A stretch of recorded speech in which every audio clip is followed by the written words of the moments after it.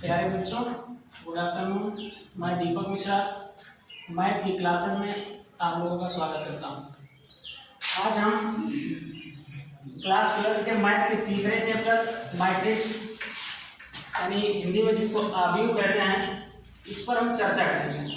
पहले संक्षेप में हम ये समझेंगे आव्यूह होता क्या है, कितने प्रकार का होता है, किस प्रकार से इसको निरूपित किया जाता है, इसका क्रम क्या होता है, ये सारी चीजें हम आज समझेंगे एकदम बढ़िया से। चलिए सबसे पहले हम जानते हैं कि आव्यूह होता क्या है। आव्यूह देखिए, नाम से ही आपको लगता है कि किसी प्रकार की कोई संरचना होगी, उसके अंदर कुछ संख्याओं को व्यवस्थित किया गया होगा। ठीक है, व्यूह का मतलब रचना ही होती है। आ का मतलब आकृत होता है, व्यू का मतलब रचना होती है। एक रचना कह लीजिए, कोई आकृत कह लीजिए कि इसमें संख्याओं को व्यवस्थित किया गया हो, उसी को आव्यूह कहते हैं। इसमें दो चीजें आपकी होती है। पहली चीज तो आपकी संख्याएं रहेंगी, और दूसरी चीज ये जो संख्याएं होंगी वो आयताकार क्रम विन्यास में आपकी व्यवस्थित रहेंगी। जो आव्यूह होता है मैट्रिक्स, इसमें आपको संख्या मिलेगी और वो संख्याएं कैसी रहेंगी, आयताकार क्रम विन्यास में दर्शाई रहेगी। इसका जो संकेत होता है ये आपका इस तरीके का होता है। इसके बीच में आपके अवयव होते हैं, आप इसको अवयव कह लीजिए या आप इसी को प्रविष्टियां भी बोल सकते हैं।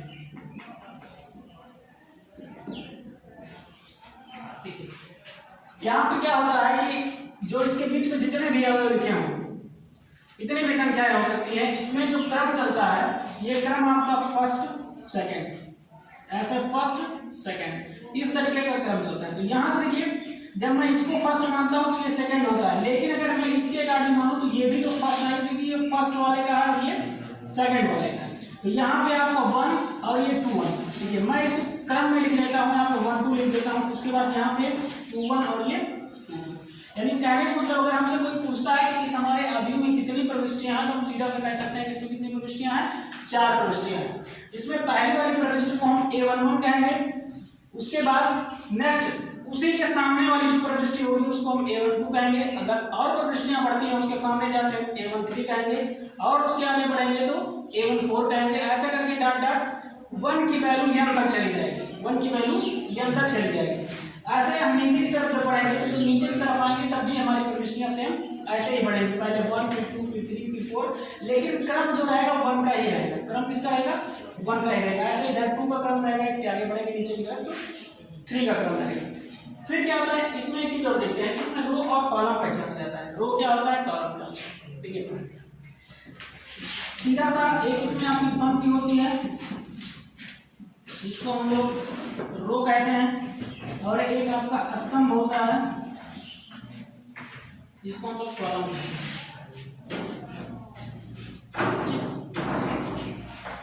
इसमें देखिए, हम सीधी सी बात करेंगे, जो लेटी हुई होती है, ये लेटी हुई, एक लेटी हुई सिराएं हैं और एक खड़ी हुई सिराएं हैं, ऊर्ध्वाधर। ऊर्ध्वाधर सिराओं को हम क्या कहेंगे, पंक्ति कहेंगे। ठीक है, और जो आपकी लेटी हुई सिराएं होती है उनको स्तंभ कहेंगे। एक आपका सी होगा, एक आपका आर होगा।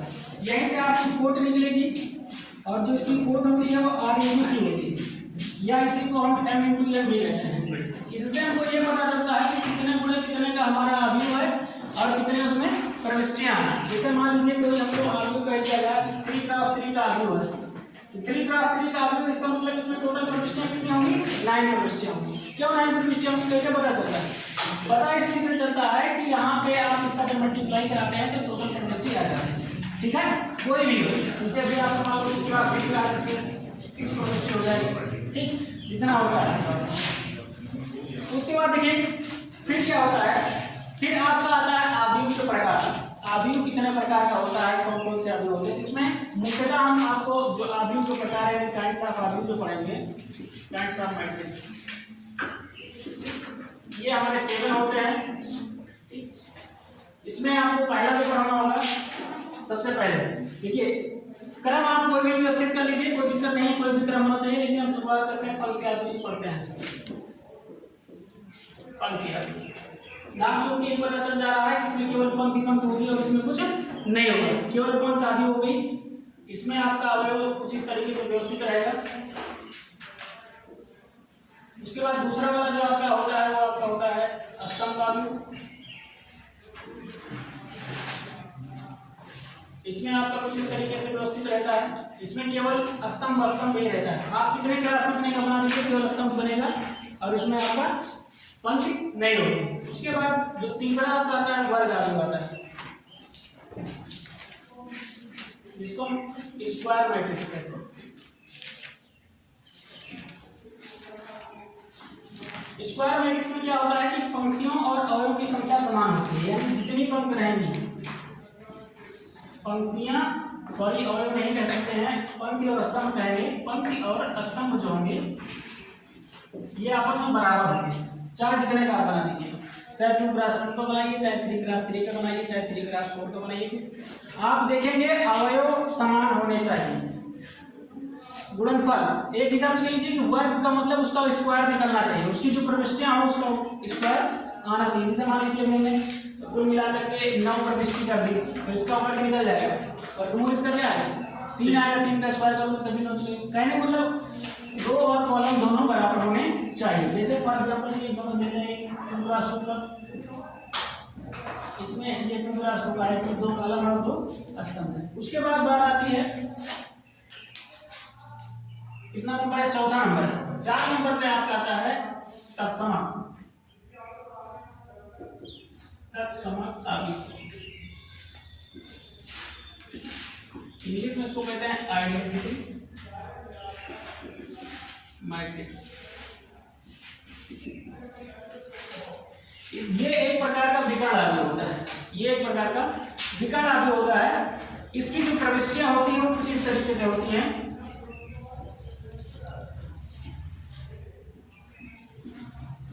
इसमें क्या होता है कि जो इसका विकर्ण बनेगा, एक जो डायगोनल इसका बनेगा उसमें प्रविष्टि समान रहेगी, मतलब एक ही प्रविष्टि रहेगी। समान को मतलब ये नहीं कहेंगे कि 2 की प्रविष्टि हो गई तो तत्समक आदि बन गया। 2 की प्रविष्टि से या 3 की प्रविष्टि से कभी नहीं बनेगा, केवल एक की प्रविष्टि होनी चाहिए बस, इसके अलावा और कोई प्रविष्टि नहीं होनी चाहिए। अन्य सारे अवयव इसमें शून्य होंगे। आप कितने का बनाइए, आपका 3x3 का है, आप हमेशा इसमें वर्ग ही आदि बनेगा। अगर सोचिए आप और कोई आदमी बना ले तो नहीं बनेगा। 3x3 का बनेगा, 4x4 का, 5x5 का, 2x2 का। लेकिन आप सोचिए 2x3 का बना ले तो 2x3 का आपका कभी नहीं बनेगा। फिर बात आती है विकर्ण आदि।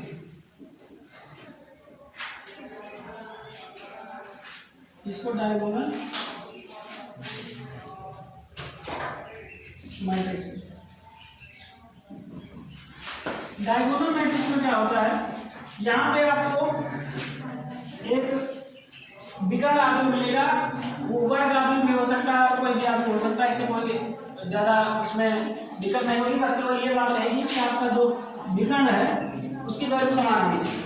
विकर्ण पे डिजिट होनी चाहिए, समान हो या कोई भी हो, लेकिन विकर्ण ही डिजिट होनी चाहिए, ना कि अदर कोई प्रविष्टि उसमें नहीं होनी चाहिए। केवल विकर्ण पे प्रविष्टि होनी चाहिए और सारी प्रविष्टियां शून्य हो। ठीक है। उसके बाद में 6 नंबर जब पढ़ते हैं एक अदिश आदि होता है। अदिश ही तो √3, हाँ यहाँ पे 0 भी दिया गया है, √3 कर लेते हैं। एक अदिश आदि और क्या होता है,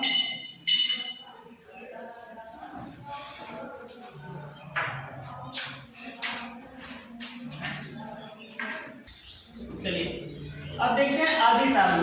ठीक है, आदिश आदियों में क्या होता है, ये एक प्रकार का वर्ग आदि भी होता है और एक विकर्ण आदि भी होता है। इसमें क्या होता है कि इसमें जो विकर्ण की प्रविष्टियां होती हैं, विकर्ण की प्रविष्टियां समान होती है और जो अन्य प्रविष्टि होती है, अन्य जो प्रविष्टियां होती हैं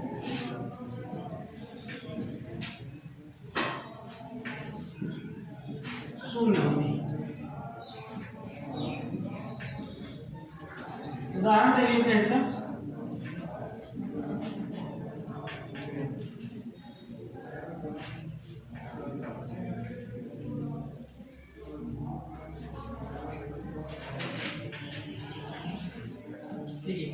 यहाँ पे विकर्ण, ये जो आपका विकर्ण बन रहा है इसकी प्रविष्टि समान है और बाकी जितनी प्रविष्टियां हैं वो सारी शून्य है। इसके बाद एक लास्ट आपका ये 6 नंबर था, 7 नंबर जो आपको होता है वो आपका होता है शून्य मैट्रिक्स। शून्य आव्यूह जिसको जीरो मैट्रिक्स बोलते हैं।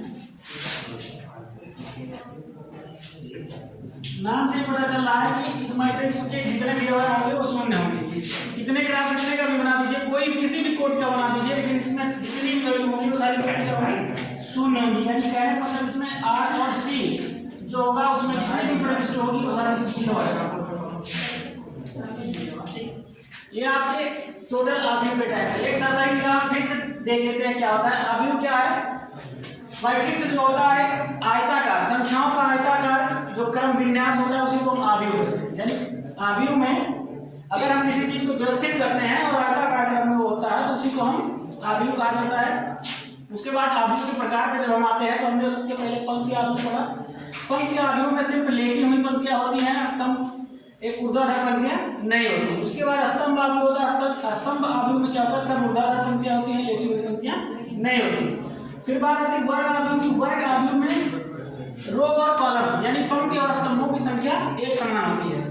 फिर बात आती है उसके बाद आपका एक बीच में कहीं गायब हो गया है विकर्ण आव्यूह था।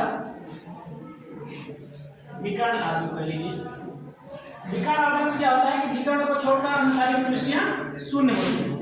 उसके बाद फिर आपका आता है अदिश आव्यूह। अदिश आव्यूह में वर्ग आव्यूह भी होता है, विकर्ण आव्यूह भी होता है। इसमें विकर्ण की सारी प्रविष्टियां समान होती हैं और शेष प्रविष्टियां शून्य होती हैं। उसके बाद आपका एक तत्समक आव्यूह आता है। तत्समक आव्यूह में क्या होता है कि इसमें विकर्ण की प्रविष्टियां एक रहेंगी और बाकी प्रविष्टियां शून्य रहेंगी। लेकिन एक बात का हमेशा ध्यान रखना है कि ये केवल वर्ग आव्यूह होगा, ये केवल वर्ग आव्यूह होगा। यानी जो तत्समक आव्यूह होता है ये हमेशा वर्ग आव्यूह रहेगा, वर्ग आव्यूह के अलावा कोई आव्यूह नहीं हो सकता है। उसके बाद में सबसे लास्ट में आपका शून्य आव्यूह आता है जिसको आपने पढ़ा जीरो मैट्रिक्स, जिसमें सारी प्रविष्टियां होती हैं शून्य होती हैं।